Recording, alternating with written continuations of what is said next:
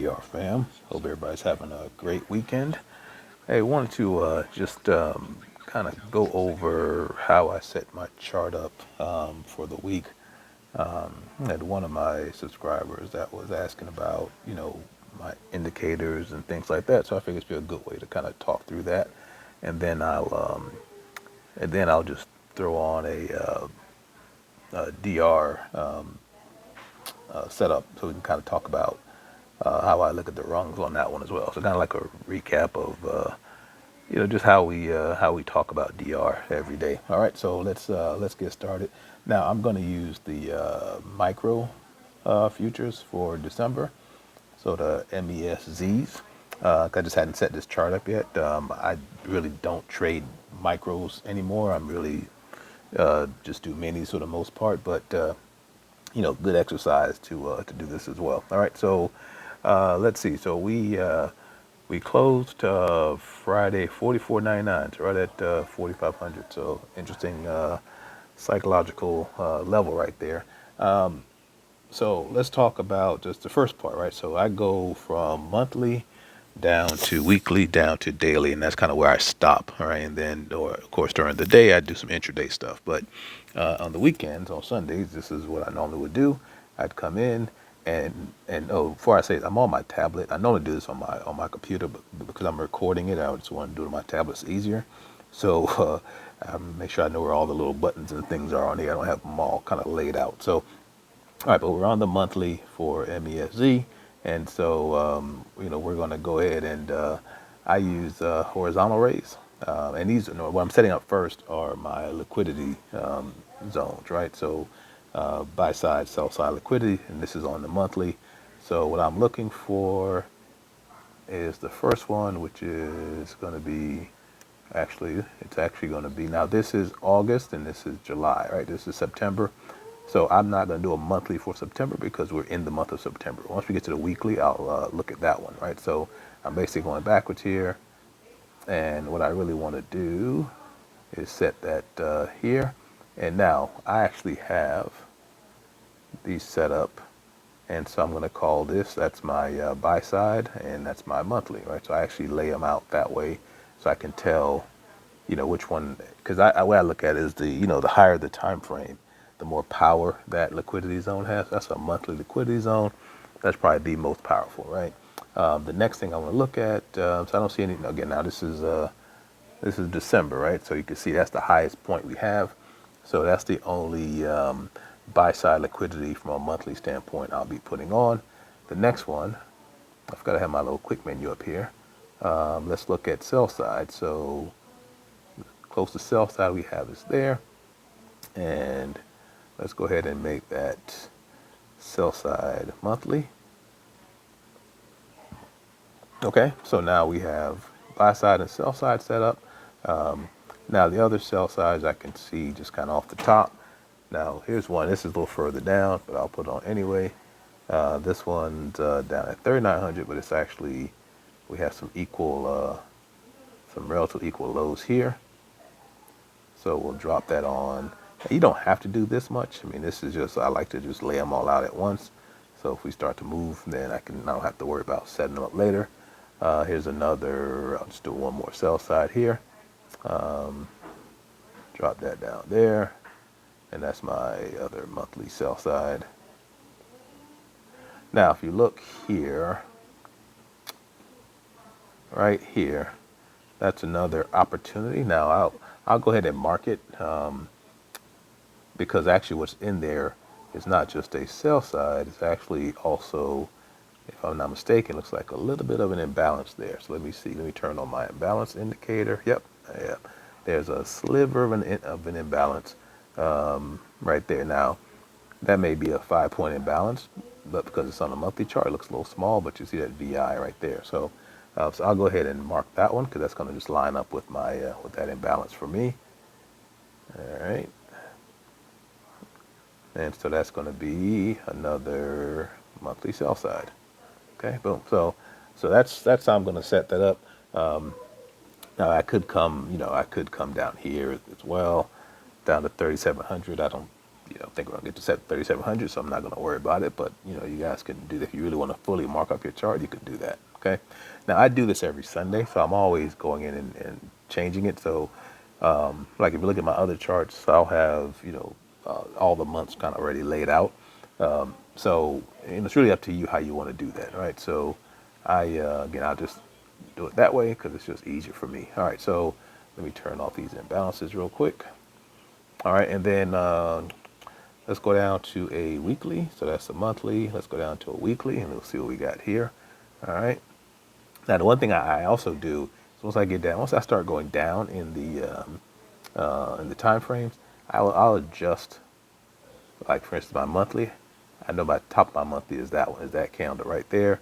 In this case, for this one, it's right here. All right. So this kind of keeps the chart clean for me. All right. Everything else was lined up pretty good. All right. So now I'm looking at weeklies, and let's see. Do we have anything that we want to look at on a weekly? Because again, now this is that's the 11th of September. That's the 5th of September, and that's the end of August. What I'm seeing right here is now. This I'm not going to worry about too much because that's a very close, it's pretty much the same as the high, so I'm not worried about that one too much. What I will mark out is this one here. Okay, so that is a weekly buy side, so I'll put a weekly buy side on that one. All right, and let's see if there's anything else I want to mark out on here. Yeah, so let's just go all in, all right? So I'm going to put another, this is going to be a sell side. So that's a weekly sell side, all right? Okay. All right, it looks like a lot, but it's really not, all right? So now the other thing I want to do, and I'm going to have to go back to my monthly for a second there because the other thing I actually look at really closely or I like to look at, and this is some more ICT stuff, is I want to see what my fair value gaps are, right? So like I can tell by looking, I have one like sitting, I don't know if you guys can see it, there's probably one sitting right here. All right, so I want to mark that out. That's a very powerful fair value gap, and also notice that we've already come down into it, okay? So let's turn on my fair value gaps, and I use Nephew Sam's fair value gaps. That's what I've been using forever, and I know there's a lot of indicators that have fair value gaps now, but I've used it forever, so it just works for me. All right, so now that I see that there's a fair value gap there, what I want to do is I want to actually mark this out, because if I do that, let's see, let's mark that out. Okay, because what I want to be able to do is, because once I move down into, oh man, I just messed that up. All right, let me try this again, see if this works. All right. Told you I'm on my tablet, so who knows if this is probably doing this wrong, but let's see. Messing myself up. What's going on? What did I just do? Okay, that was a weekly buy, so let's put that back there. All right, let's try this one more time.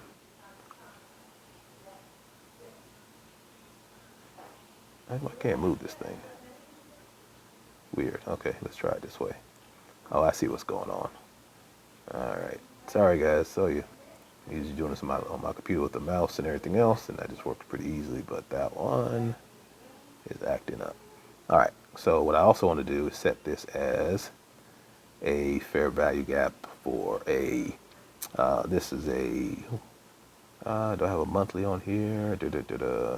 Actually, may not have a monthly on here.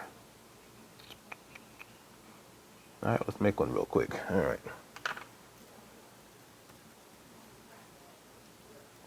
And this is a bullish fair value gap, so I'll actually put the okay, and then let me save that. And that's going to be monthly plus Fiji. Okay. And I also need to change the color on this thing. I forgot. All right, so let's make this. We want to make that color green, since that is a bullish one. All right, and text should be fine. Let's see what that looks like. Yep, that's perfect. All right, so let's save it again. All right, we already know what that's going to be. So that's that one. So I want to save it. Yep. Okay. All right. Boom. So now we have that fair value gap. So let me turn this back off for a second. Okay. I might go back and change that color later. Back and I'll fix that. But let me get rid of this one. Okay. I don't need that. All right. So cool. So that's our monthly fair value gap. So we see we went to a halfway point in that fair value gap last month and kind of rejected off of it, which is what we expect fair value gaps to do. All right, and let's do the same thing for the weekly. So we set our weekly, sell side and buy side liquidity up. So now let's see if we have any gaps here that we want to look at. Okay, so we have a few, and they're all kind of inside of that other fair value gap. All right, this one was almost filled, but it didn't get filled. And let's see. So what I'm going to do is I'm going to mark these out. Okay. I'll just mark out one real quick just to make it easy.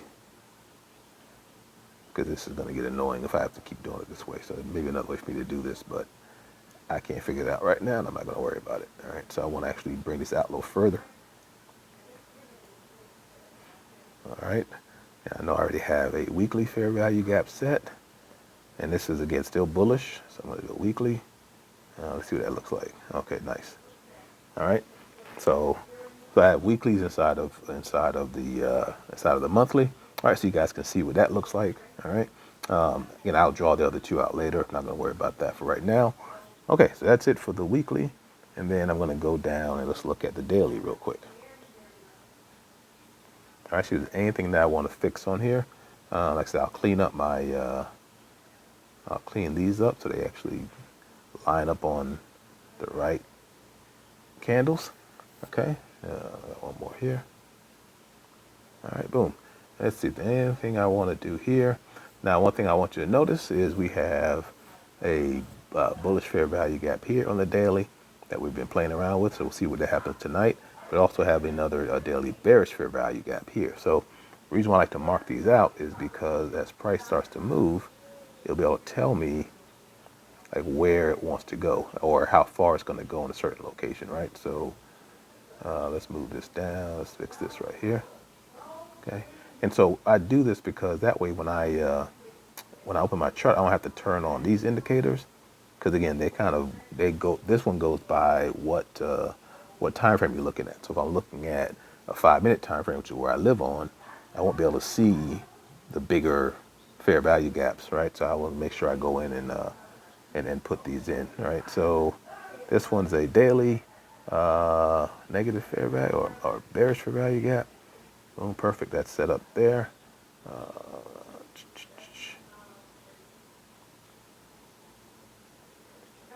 right, hopefully this is helpful. Come on, it's not letting me lock in right there. Okay, that's good. Okay. And let me just might as well go ahead and get this done. I can get these fair value gaps off the screen.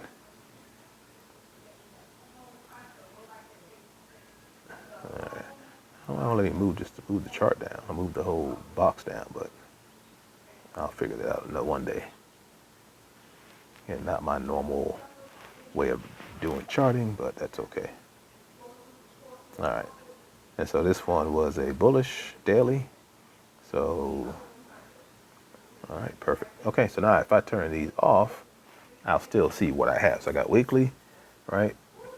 I know I have weeklies, got monthlies, and they got dailies. Okay, so I'm watching now when the price starts to move, and I take this down to a 5-minute. Okay, I can then see where the higher time frame gaps were, so I can pay attention to those, right? Because normally what happens when price goes into a gap, it's going to reject in the direction it's supposed to reject off of. Okay, so like if I just to take an example. And then we'll talk about how I look at the ladder stuff. All right, so this is now the 5-minute. And so I am not going to put any sort of gaps on here or fair value gaps or anything like that. I can let the system do it for me because I'm only doing those in real time, right? Well, let me shrink this down some. Okay, but anyway, regardless. So you can see where we are. We are actually we're at the bottom of a fair value gap, okay? and this will not let me shrink down anymore. So I'm not really sure what's going on there. So I apologize for that. But that's the daily fair value gap. Okay, that I'm in the middle of a bullish one. So what I'm expecting, if we don't take this out, like we're actually pretty at the bottom of it, but I would expect that we can actually be having this kind of move right to the upside, and then once we get up here, we see a bullish fair value gap. So if we take out this weekly buy side, all right, so here's how I kind of read these. So right at the bottom of that fair value gap is a weekly buy side, and a buy side. When I go up to it, and I take liquidity out. What normally happens is I eat that liquidity up on here, and then I'm going to start to move back down this way. So now I have two stages of confluence here, right? I have a fair value gap that's bearish. I'm sorry, and I have a weekly buy side. So I have two things that's telling me that I probably should start to think about going this way. So that's what I start looking for, right? If I'm being aggressive, I'll go ahead and drop an order right here on that on the bottom of that fair value gap as it comes down, right? So if it's up here, price is up here, starts to move down, order placed here, I'm gonna get something. At least I can scalp out here. But what my expectation is that it would come down back into this bullish fair value gap, okay? And so you have what I call that fair value gap ping pong happening, where it just goes up and down between those two until it decides to take one side out or the other side out. All right. Now, if we take out this weekly buy side, all right. Let's say we decide to go up here, right? Take out the weekly buy side, okay? And this in this fair value gap. What's the expectation? My expectation is that we're going to come down and take out this weekly sell side, okay? Or vice versa. We come down and take the sell side out first. We'll eventually start to move our way back up toward the buy side, right? So see how that works? All right, so side to side is what I'm expecting. So that's how I would read that, and that's how I kind of like start looking at my, pseudo bias for a week. Okay. Now, if we look at the indicators I use Nephew Sam's fair value gap. He has a ton of indicators. I have a bunch of them in my favorites, but I don't use that one on a regular basis. Then there's also what we call the new week opening gap. And so this one is by Crypto Knight. And what this is basically is a new week opening gap is when the market closes Friday at 4 o'clock, right? That's the last price Friday at 4 o'clock. And then Sunday night at 6 p.m., that's when it opens up. The gap between those two prices is the new week opening gap. That's a very powerful gap. And so you can kind of see how it kind of works here. Like we went up to this one, and we basically just kind of rejected off of that one, right? So, and then we started like even we got here, even though we eventually came down and went below it. You notice what happens. We got here, we kind of rejected off of it, then we started to come back down, right? So you'll see that in a lot of the gaps that we have. We'll spend a lot of time, kind of around those gaps, and they tend to be a pretty good, you know, bullish or bearish indicator for us, right? And so, and again, these are just all parts of the confluence of how you want to look at your trade, right? So, all right, so that's what the new week opening gap is, and that one I've gotten more comfortable keeping it on my chart. I used to take it off, and because I don't really change my time frames. Like I know a lot of people that go, let's look at the daily, let's look at the 1 hour, let's look at, because of DR, I tend to stay on the 5 minute because that's what DR is based off of. And so that's why I draw out the fair value gaps and the sell side, buy side liquidity, because I want to be able to focus on the 5 minute without having to make a lot of adjustments on the fly. Okay. The next one I have is these imbalances. I don't use this one as much, but it's actually It's probably better on the higher time frame, honestly. But that's really just again, ICT has these volume imbalances where you have gaps in price, and so that's what that one is for. And then, of course, my bread and butter, which is the IDR indicator, and this is by Master 7, and he's the originator of the DR concept. So I just use his, and you can see what it sets up for you. You have 3 of those. You have a at 7:30 to 8:30. You have the ADR, what I call the Asian range. We call it the after DR. That's the afternoon session. So that's your Asian range. Okay. Oops. So that's your Asian range. The next one that you have set up is your overnight, which is your London range. That's your ODR. That's that one. And then, of course, we have what we call the regular DR, which is the New York session, which is this one. London sets up from 3 to 4. And then New York sets up from 9:30 to 10:30. Okay, so what that allows you to do is kind of see where and how you want to leverage those. Now, you can trade any of those.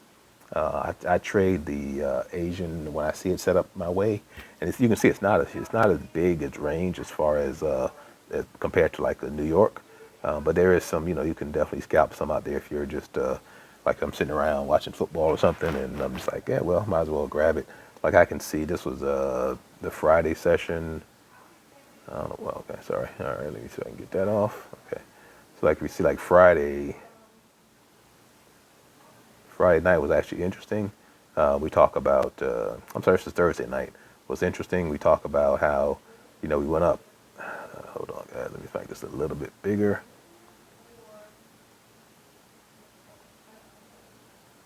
Okay, here we go. All right, so you see that we went up, we confirmed high. Then we actually went all the way down, back down, and we actually did a perfect retirement setup off of that.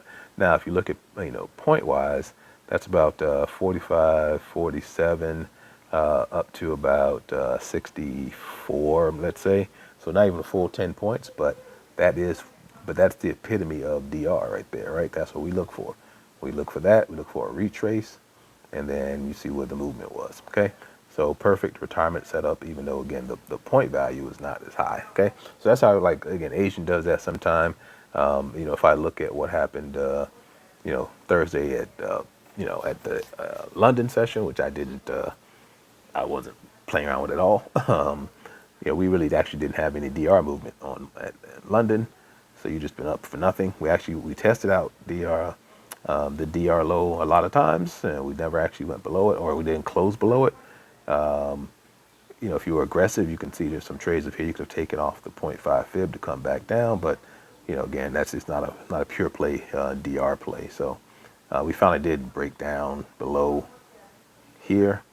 We never confirmed, right? So we just going down. So if you were being, again, if you were aggressive, you could have taken some trades, because once you get between the IDR and the DR, and once the price starts to close below that, it's kind of the indicator that price wants to come in that direction, right? But we never confirmed that direction. So if you're doing pure play DR, you would not have taken a trade.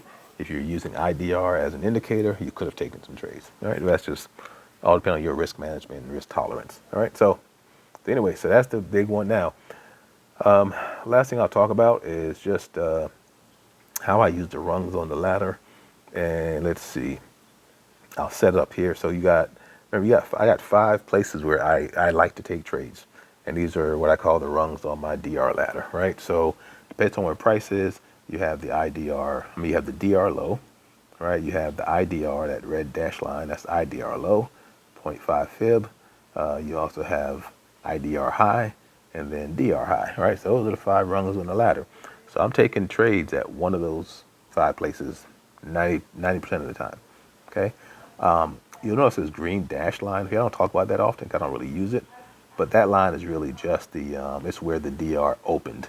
Okay, so in this case at 9:30, what was the price for a DR, right? I don't really use it, but it's there.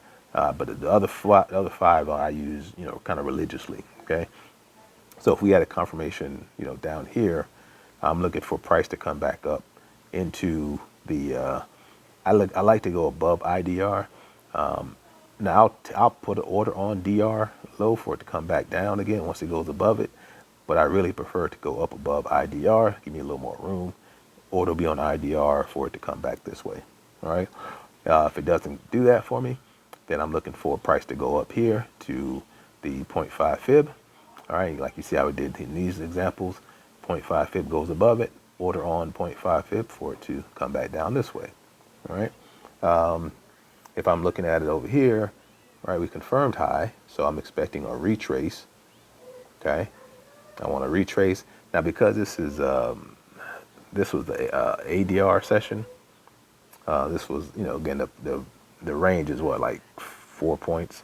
I'm going to wait for this to come all the way down here, right? I want to see where it's going to go, right? So in this case, my first order would not have been until we got to probably around zero point 0.5 fib for it to go back up. And even if that got picked up, right? Let's see. Let me see what it looks like really quick.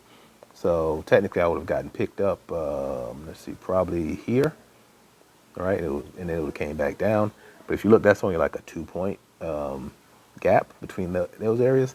So I'm not worried about it. My stop loss would have been at least, 2.5 points. So I'm really not worried about getting stopped out. Now, once we would have came down here, all right, so my order been placed here. I got picked up there. Once we would have came down here, and I see us reversing, I would put an order on that IDR high for it to go back up this way. Okay, that's just how I look at the ladders and how I utilize those. All right, so hopefully this made sense. Just wanted to kind of run through this again. Like somebody asked, and I was like, let me go ahead and do that while I'm getting set up. For the week. I'm not sure if I'll be trading tonight. We'll see what happens, or not be looking at the chart tonight. We'll see what happens. But if I do, then hopefully I'll win. All right. Anyway, hope this was helpful, guys. Hope this was something that you had questions about and didn't want to ask. But again, my whole setup is relatively easy. I look at just a few things. Right. I don't get into order blocks and all those other ICT things. I know some folks that do and can do it very well. I just don't do that. Also, even how the DR sets up, there's a science to that as well. I'm just not. I know what it is. I'm just not that into it yet. But like for instance, you see here and here, we basically had the same DR line down here. All right. So that should tell you, like, so we're in a consolidation zone. I can tell you that just without the DR telling me anything, but I can tell you that. But if you look at, and the way this works is you look at days, you look at Asian to New York, right? So in this case, for instance, if you look at these three, so this is Asian, all right, this is London, and this is New York. What you'll notice is that we had this kind of movement, all right? So if I look at New York, and if I see this for Asian, right, I see this setup for Asian, I see this setup for New York. What I'm noticing is that and I use the 0.5 fib for my point of reference. The 0.5 fib is higher, right, in London than it is in New York. So my immediate bias is that we're going to go this way. Now, once we get here, we set this up, then I really have a bias that we're going to go up this way, right? So that's in New York. So I got, 1, 2, 3.5 fibs that are higher than the previous ones. So to me, that's a indication we're probably going to go higher, right? And it doesn't work all the time, but it's just it's one of those things where if you see it, something you can leverage, right? If I look here, I know this is actually really a consolidation day to me, right? So if you think about it, so 0.5 fib, they're all inside of each other's DR setup, okay? I never got outside of the DR setup for that 0.5 fib. So this day, I know it's going to be tight, right? Not a whole lot of movement. I'm assuming this candle here is some sort of news event. I don't know what day, that's probably Wednesday. So yeah, it's probably a news event, right? So it's an outlier to this. But if you look at the entire kind of chart, right, you kind of said, okay, we were really kind of stuck in a zone, probably about, about 15, 20 points. So yes, you can make money off of that. But again, just looking at it, how this set up, consolidation day to me. Okay. So upwards day, all right, stacked above each other, consolidation day, inside of each other, basically. All right. That's it, guys. Drop some questions in the chat if you got them. I know this was long, but again, I wanted to kind of, somebody asked the questions, I want to go ahead and do that again. And this will probably be a good setup video for anybody who's new to the DR concepts. All right, you guys have a wonderful trading week. We'll chat tomorrow if there's a reason to. Didn't do anything Friday because we didn't have a DR set up. We had it set up, but we didn't have any confirmation, so we just, it's nothing that we could do. Well, what do we have? No, let me not lie. What do we have Friday?